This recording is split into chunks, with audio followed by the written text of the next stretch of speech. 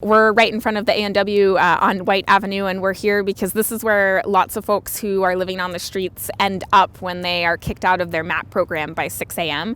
and then they have to wander the streets for several hours until services might be open.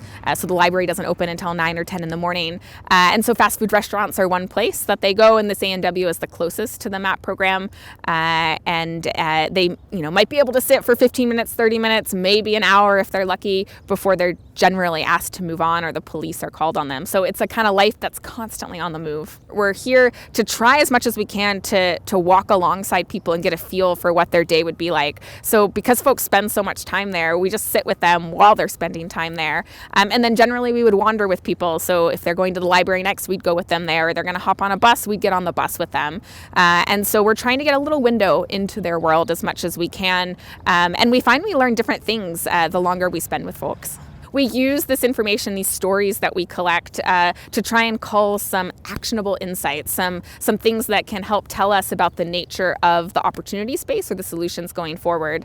And this works in partnership with Recover Edmonton. And so we'll be working with them to take all of the findings and begin to build out some possible scenarios for different kinds of supports, and then hopefully working with them to test that out. So our team is also a design team, not just a research team. And so that means that we actually make small-scale versions of new supports and try them out to see if they work at a small scale before we suggest kind of scaling them up. So this morning we were meeting folks as they were exiting the MAP program and trying to have a conversation about their experience.